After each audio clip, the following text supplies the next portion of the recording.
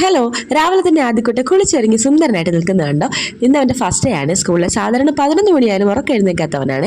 ഇന്ന് രാവിലെ തന്നെ വിളിച്ചെണീപ്പിച്ച് കുളിപ്പിച്ച് റെഡിയാക്കി ആഹാരവും കൊടുത്ത് നിർത്തിയേക്കാണ് സ്കൂളിൽ കൊണ്ടാക്കാനായിട്ട്. ഇതിലായതുകൊണ്ട് പുറകിലിരിക്കാനായിട്ട് പറഞ്ഞിട്ട് കേൾക്കാതെ മുമ്പിൽ തന്നെ ചാടിക്കയറി ഇരിക്കുകയാണ്. ഇവിടെ നിന്ന് 4 കിലോമീറ്ററാണ് സ്കൂളിലേക്കുള്ളത്. ഇന്ന് ഉച്ചവരെ ഉള്ളത് കൊണ്ട് ഞങ്ങൾ രണ്ടുപേരും കൂടി ഒരുമിച്ച് കൊണ്ടാക്കാനായിട്ട് പോവാണ്. ആദ്യത്തെ ദിവസമല്ലേ, നമുക്കും അതൊരു സന്തോഷമില്ല കൊണ്ടാക്കുന്നത്.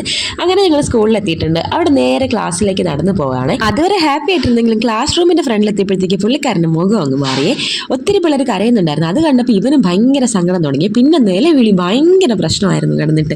ക്ലാസ്സിലോട്ട് കയറിയപ്പോഴത്തേക്ക് ടീച്ചറിനെ തെന്നി മറിച്ചിട്ടിട്ടായിരുന്നു ഇവൻ പുറത്തോട്ട് ഇറങ്ങി ഓടിയത്. ആദ്യത്തെ ദിവസമല്ലേ, അവൻ മാത്രമല്ല ക്ലാസ്സിലുണ്ടായിരുന്ന പല കുട്ടികളും അങ്ങനെ തന്നെയായിരുന്നു. ഭയങ്കര കരച്ചിലായിരുന്നു. കാണുമ്പോൾ നമുക്ക് ഭയങ്കര സങ്കടം തോന്നുമായിരുന്നേ. അങ്ങനെ ഞങ്ങൾ ഒരുവിധം അവനെ ക്ലാസ്സിലാക്കിയിട്ട് പാർക്കിംഗ് ഏരിയയിൽ വന്നിട്ട് വെയിറ്റ് ചെയ്യായിരുന്നു. 12 മണി വരെ ക്ലാസ് ആയിരുന്നു. ഞങ്ങൾ ഇവിടെ ഇരിക്കായിരുന്നു. 2 മണിക്കൂർ ഞങ്ങൾക്ക് 2 ദിവസമായിട്ടാണ് തോന്നിയത്. അത്രത്തോളം ബോറടിയായിരുന്നേ. 12 മണിയായപ്പോഴത്തേക്ക് ഞങ്ങളെല്ലാം കൂടെ ക്ലാസ്സിലേക്ക് ചെന്നേ. ക്ലാസ്സിൽ ചെന്നപ്പോഴത്തേക്ക് ഉണ്ടാക്കിയ ആളെ അല്ലായിരുന്നു. വളരെ സന്തോഷത്തോടെ വളരെ പാവമായിട്ടിരിക്കുന്ന ആദ്യക്കുട്ടിനെയാണ് ഞങ്ങൾ കണ്ടത്. അങ്ങനെ അവനെ വിളിച്ചുകൊണ്ട് ഞങ്ങൾ പിന്നെ പുറത്തേക്ക് വന്നു. പുറത്ത് വന്നിട്ട് ഈ പോസ് ചെയ്യുന്ന ആളെ കാണുമ്പോൾ തോന്നുന്നു നേരത്തെ നില വിളിച്ച ആളായിരുന്നു എന്ന്. ഞങ്ങളിങ്ങനെ തിരിച്ച് വീട്ടിലേക്ക് പോവുകയാണ്.